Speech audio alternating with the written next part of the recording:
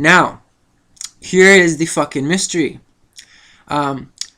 People people that like to say that aliens had nothing to do with humanity on the planet are, well, first of all, they're disregarding all religions around the entire planet. A whole 360, in any way you go. All the religions always say that God made us in His image, not in like some other thing's image, but in His image, or in its image. Okay, if you don't want to be sexist about it. Now, all the religions say this. Okay, all of them. Okay, and they all fucking parallel the same stories. I'll give you a good example. My favorite one is Easter Island. Well, if you ask the people on Easter Island about any of the myths and legends associated with some of the gigantic, colossal, megalithic stones that have been carved out of volcanic rock that was formed on the island. Now, when you ask them this, there's legends of manna. There was a god that they said came down from a star. And this is like like legends from like 1,000 years or something. Like it's an old legend. Okay. We now know that stars in the sky are not just pinpoints of light. It's not just black cardboard with some holes punctured through it and we're seeing light from outside. Those are actually fucking stars. They might have like a sun, which if you don't want to be so egocentric about it, maybe there could be life on those stars as well. Weird that 1,000 years ago, however long you want to go back, all ancient religions around the planet talk about them coming from the sky. Okay? Is heaven on earth? Is heaven a mysterious, etheric, God-living, mysterious spiritual realm? Is it another dimension?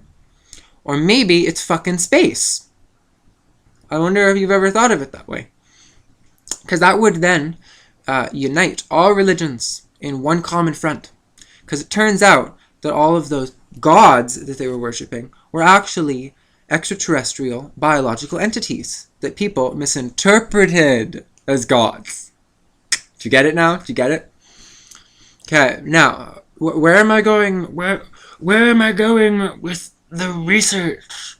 Where am I going with the science?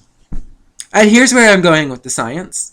On the contrary to biblical people, there's people that have really heavy science beliefs. And people in their heavy science beliefs think that we evolved from monkeys or from primates, which does make sense because we are very similar. I was reading a lot about it online, and it turns out that we're like 98% the same as a fucking monkey. I think that even though maybe genetically we might share 98% of the DNA data, I don't really think that we express that. We don't look 98% the same as a monkey. Also, it was either 60% or 70%, but it was over 50% of our DNA in our body is related to daffodils, okay? Google that if you don't fucking believe me. Now, we do not look anything like a daffodil, right? And evolutionists would say plants and animals are pretty far in the evolutionary line, okay? Far in the evolutionary line. And yet we're like 70% the same, or 60%. Fucking crazy, I know, but it's true. Now, how this works is that there's going to be certain DNA codes that are going to be the same through all mammals. For example, like flesh. The proteins to synthesize flesh. That's going to be the same in all of them. So monkeys, gorillas, chimps, tigers, dogs. It doesn't matter. It's protein, okay? Steak, pork chops. That's why they meat tastes pretty much the same, because it is pretty much the same. Like, if you were to eat human flesh, God forbid, I know it's horrible, but it would probably taste a lot like monkey. Probably 98% the same as monkey, I'd bet. Now, here is the weird fucking kicker. And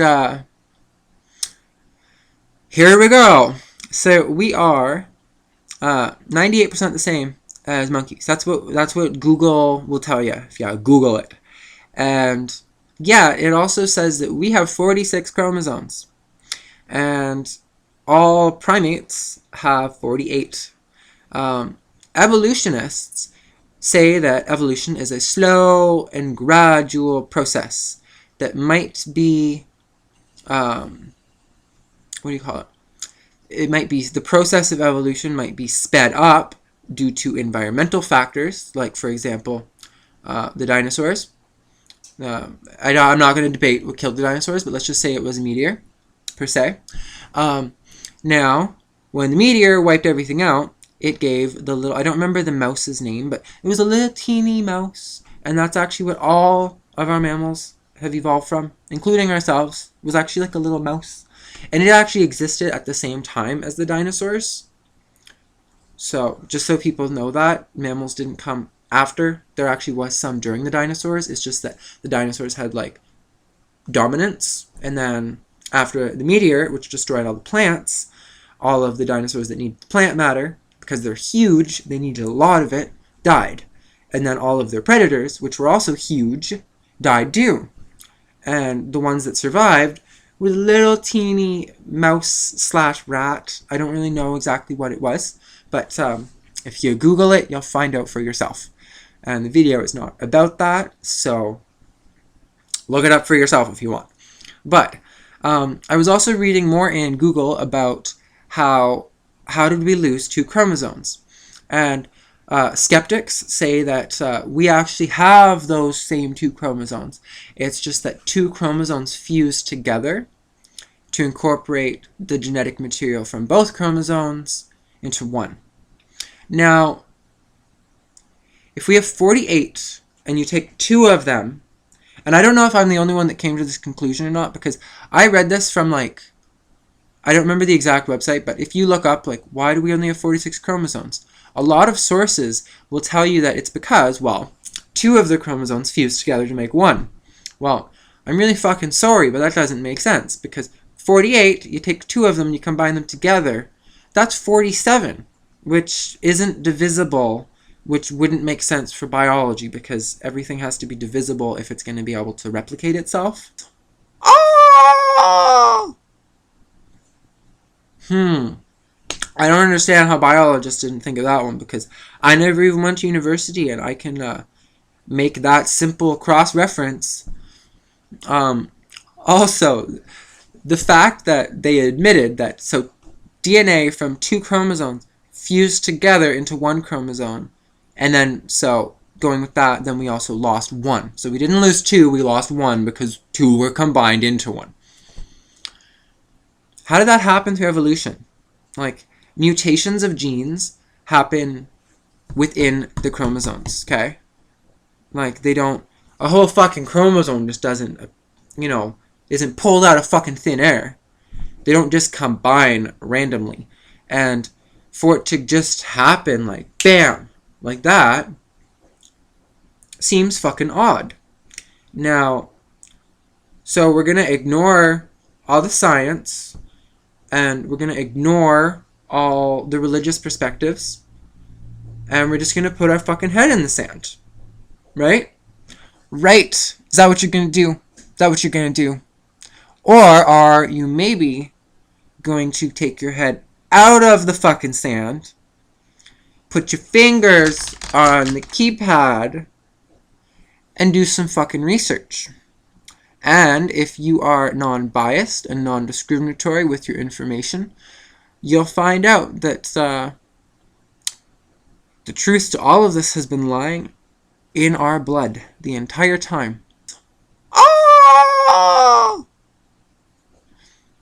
Okay, I hope that you have enjoyed my little video about aliens and DNA and all that. I'm going to be making tons more on alien stuff. Just you see. Just you wait and see. But, Toodles for now. Thanks for watching. Subscribe if you want to. I got lots of videos. And if you have any comments that you want to make towards this alien stuff, put it down below in the comment box. Okay. Peace. A whole fucking chromosome just doesn't, isn't pulled out of fucking thin air.